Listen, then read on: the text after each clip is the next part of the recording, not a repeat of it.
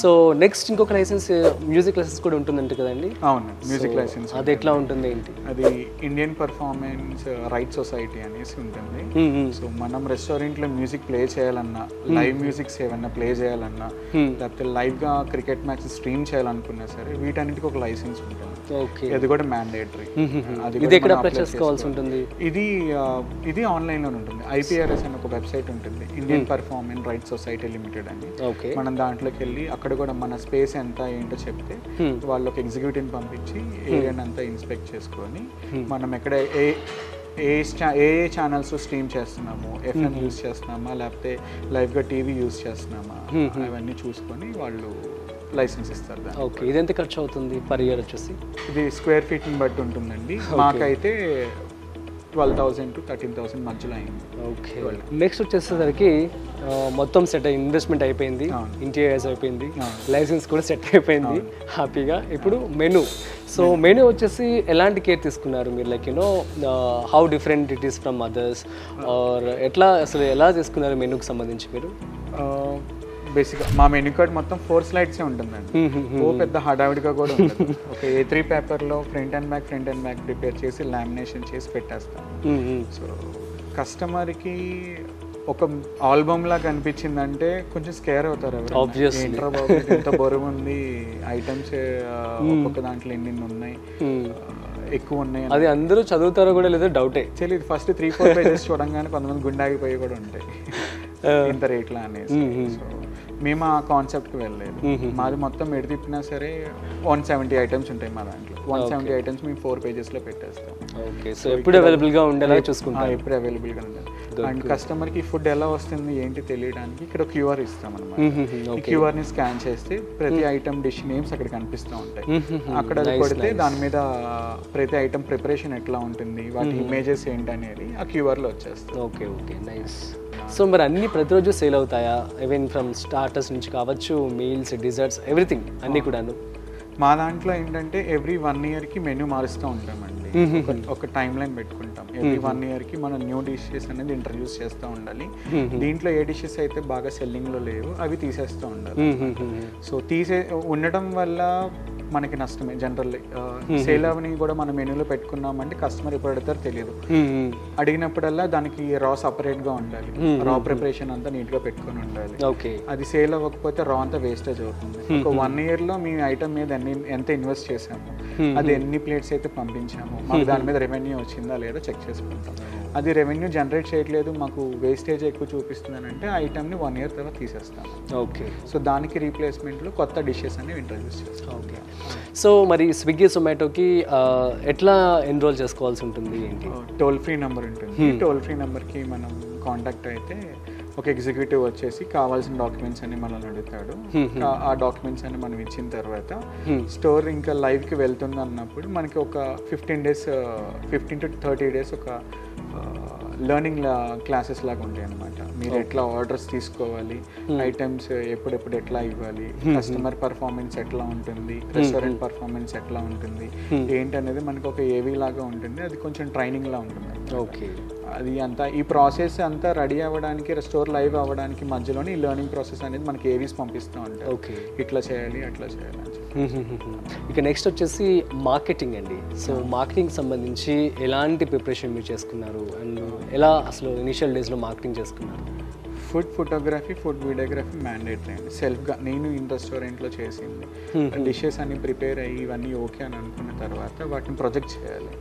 Social మీడియాని youth అందరూ ఎవరు ఎక్కువ, మా ఫుడ్ అంతా యూత్ సంబంధించింది. ఎక్కువ ఎవరు ఏ ప్లాట్ఫామ్స్ యూస్ చేస్తారు, ఫేస్బుక్ అండ్ ఇన్స్టాగ్రామ్ వీటి వరకే యూస్ చేస్తూ ఉంటారు.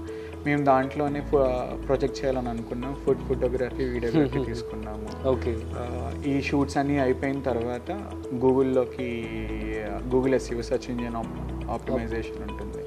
దాంట్లో బ్రాండ్ అనేది ప్రమోట్ చేస్తూ ఉంటాం అనమాట. అదంతా అయిన తర్వాత ఫుడ్ బ్లాగర్స్ సెకండ్ ఫేజ్లో ఫుడ్ బ్లాగర్స్ ద్వారా ఫుడ్ని ప్రమోట్ చేయించడం, జెన్యూన్ ఫీడ్బ్యాక్ ఇవ్వడం, అవన్నీ చేసుకుంటాం. డ్రాబ్యాక్స్ ఏమైనా ఉంటే మాకు వెంటనే చెప్తారు. ఫుడ్ సంబంధించి చెఫ్కి సంబంధించి అవునండి. సో ఎక్కడి నుంచి తీసుకొచ్చారు చెఫ్స్ని? సో ఎట్లాంటి కేర్ తీసుకుంటూ ఉంటారు పర్టికులర్లీ ప్రిపరేషన్లో?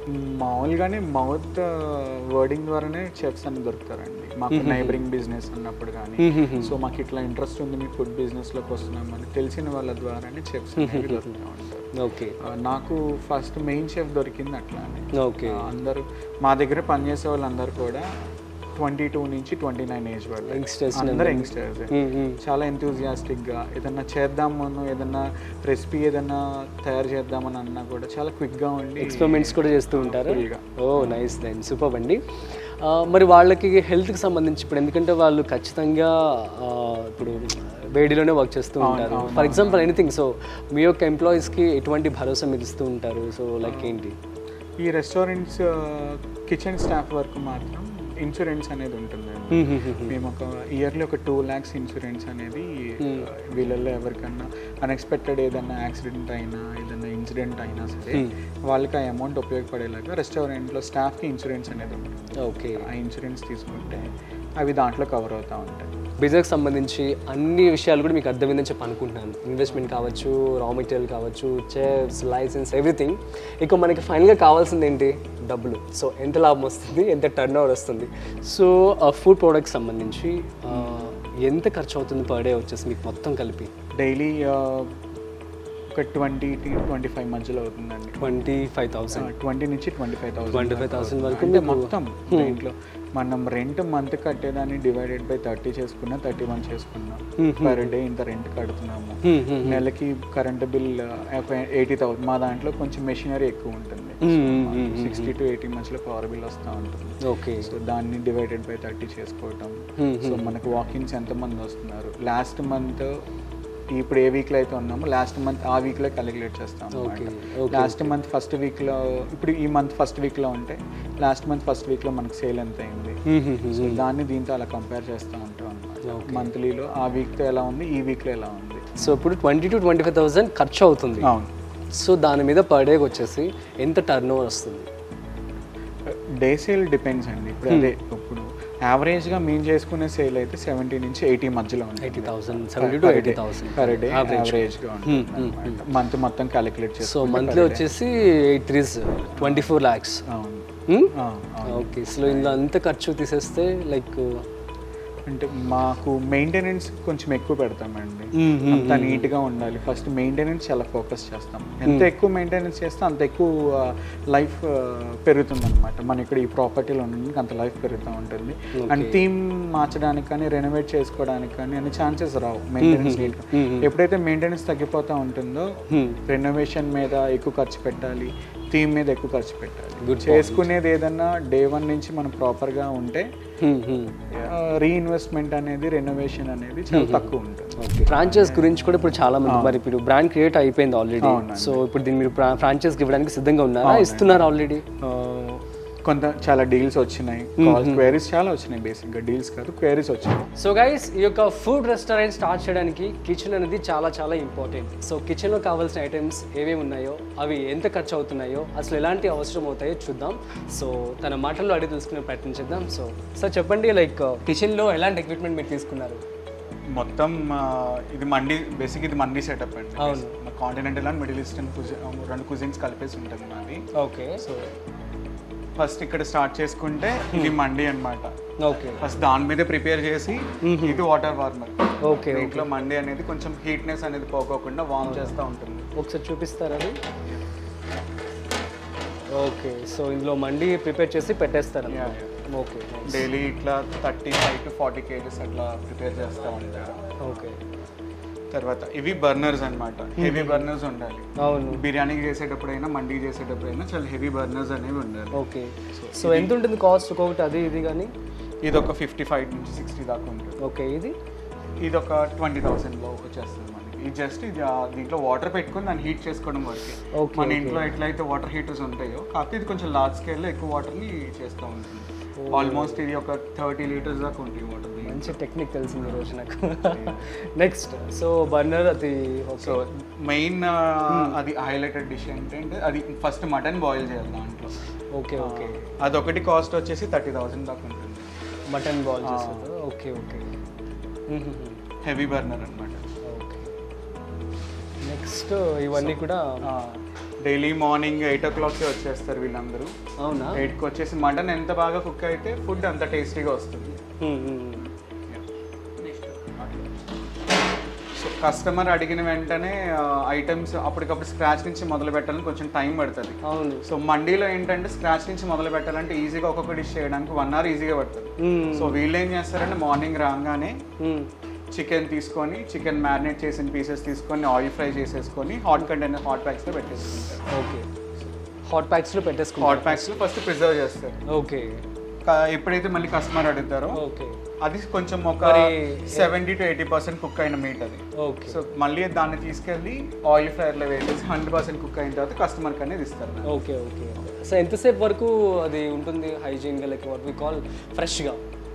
ఐటమ్ ఫ్రెష్గా ఉండడానికి మోస్ట్లీ ఇట్లా కిచెన్లో ఉన్నంతసేపు అయితే బాగానే ఉంటుంది. కస్టమర్కి ఇచ్చిన తర్వాత అయితే దాన్ని ఒక ½ an hour లోపల కన్జ్యూమ్ చేస్తే బెస్ట్. ఈవెన్ టేక్ అవేస్లో అయినా అంతే. ఇప్పుడన్నా మాకు ఆన్లైన్ ఆర్డర్ స్విగ్గీ జొమాటోస్లో ఆర్డర్ వచ్చినా సరే మేము ప్రిపేర్ చేసి అక్కడికి ఇచ్చినప్పుడు కస్టమర్ ఏదైనా ఒక ½ an hour లోపల కన్జ్యూమ్ చేసుకుంటే అది బాగుంటుంది. ఆ హీట్గా తినాలనుకుంటే ఎవరైనా ఫుడ్ వేడిగా తినాలనుకుంటే ఆబ్వియస్లీ సో అది ఒక ½ an hour లోపల తింటే క్వాలిటీ అనేది చాలా బాగుంటుంది. లేకపోతే ఈ లోపల మాయిశ్చర్ కంటెంట్ అంతా ఫిల్ అయిపోయి మళ్ళీ వాటర్ డ్రాప్లెట్స్ ఫుడ్ మీద పడడం, అన్నం బాగా మెత్తగా అయిపోవటం, మీట్ బాగా పైన ఉన్న మసాలాస్ అన్ని పేస్ట్గా అయిపోవటం అలా జరుగుతూ ఉంటుంది. సో నెక్స్ట్ అటువైపు కూడా కొన్ని బర్నర్స్ ఉన్నాయి కదా. సో దీంట్లో వచ్చేసి మరగ్ వాటర్ స్టోర్ చేస్తారు.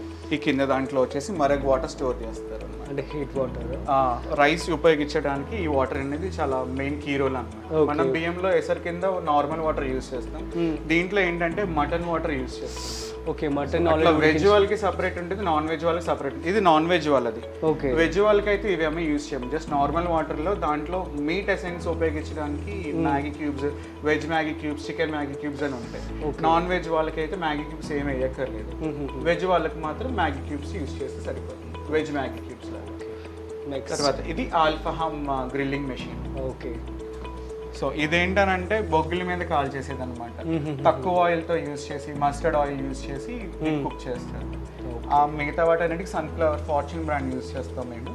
దీనికి మాత్రం మస్టర్డ్ ఆయిల్ యూజ్ చేస్తాం. ఇది తవా గ్రిల్ అని అంటాం. ఇది వచ్చేసి బార్బెక్యూ గ్రిల్ టైప్ ని, ఇది తవా గ్రిల్ టైప్ వచ్చింది. ఇదేమో ప్యూర్ గా బొగ్గుల మీద ఫ్లేమ్ అంతా దాన్ని తగిలి ఆ వేడికి మీట్ కుక్ అవుతుంది. ఇదేంటంటే దోస పెనం లాంటిది, ఐరన్ మీద గ్రిల్ అవుతుంది అనమాట.